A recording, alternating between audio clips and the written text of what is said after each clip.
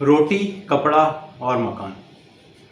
These three have been considered to be basic needs of human beings. और आज हम बात करेंगे थर्ड बेसिक नीड की, दैट इज मकान. एक बंगला बने न्यारा, बहुत ही पुराना सॉन्ग है. और हम सबकी इच्छा होती है कहीं ना कहीं कि हमारा अपना घर हो, छोटा बड़ा जैसा भी हो, मगर हमारा अपना हो, जिसके बाहर हमारी अपनी नेम प्लेट लगी हो. मैं सोशल मीडिया पे देखता हूँ, लोगों के सवाल आते हैं related to buying house. We are living in rented place, shall we move ahead and buy our own house.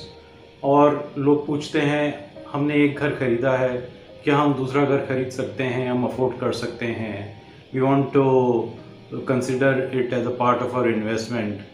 There are many such questions.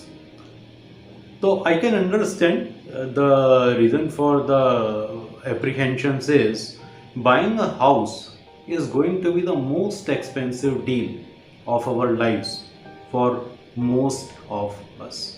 घर खरीदना हमारी ज़िंदगी का शायद सबसे महंगा सौदा होता है एक नॉर्मल मिडिल क्लास इंडियन के लिए. तो मेरा उनको ये कहना है, if you want to buy a house, please go ahead and buy it if you want to live in it and if you can afford it. तो कई लोग अफोर्डेबिलिटी पे सवाल पूछते हैं, हमारा ईएमआई कितना होना चाहिए, हमारे घर की कॉस्ट कितनी होनी चाहिए. तो उसको लेके मैं आपको कुछ थंब रूल्स बताता हूँ. नंबर 1, आपका home loan EMI should not be more than 1/3 of your take home salary. Suppose कीजिए आप महीने में 1 लाख रुपए कमाते हैं, so your home loan EMI should not be more than 33,000, 34, 35,000. Please do not go beyond that. Don't stretch yourself. अगर ये थोड़ा सा मुश्किल लगा समझने में तो एक आसान सा मैं आपको रूल और बता देता हूँ. What ever your monthly salary is, आप उसको मल्टीप्लाई कर लीजिए 55 से. फॉर एग्जाम्पल अगर आप महीने में 1 लाख रुपए कमाते हैं तो मल्टीप्लाई कर लीजिए 55 से, that is 55 lakhs.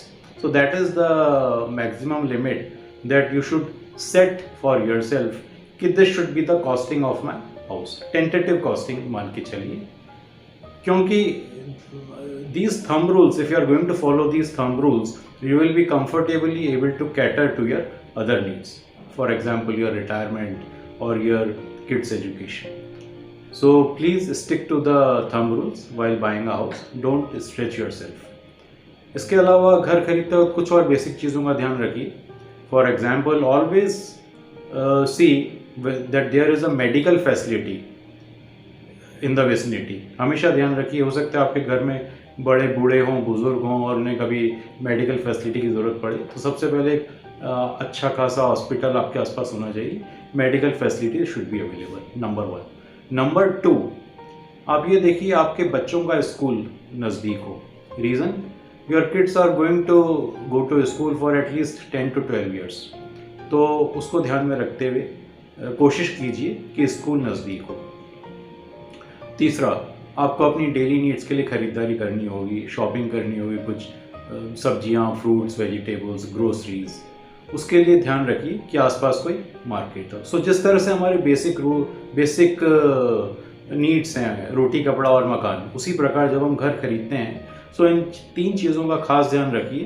There should be a hospital around, there should be market around, और तीसरा बच्चों का स्कूल नज़दीक हो. सो मेरा यही कहना है कि if you want to buy a house, buying house is more of an emotional decision. Don't think too much. अगर आपको लगता है कि if you want to live in your own house and if you can afford it, then please go ahead and buy. And one thing, always buy a house, not a promise to buy house. आपने देखा होगा under construction buildings में builders कहते हैं, sir वो देखिए 9th floor, sir आपका घर ऐसा दिखेगा, सर वो देखिए 11th फ्लोर, आपका घर ऐसा दिखेगा. वो दिखेगा या नहीं दिखेगा, that is a promise. So always try to buy ready to move in houses. क्योंकि हम सब ने देखा है पिछले एक डिकेड में कई होम बायर्स ने अपने हाथ जलाए हैं, and many projects have got delayed beyond imagination.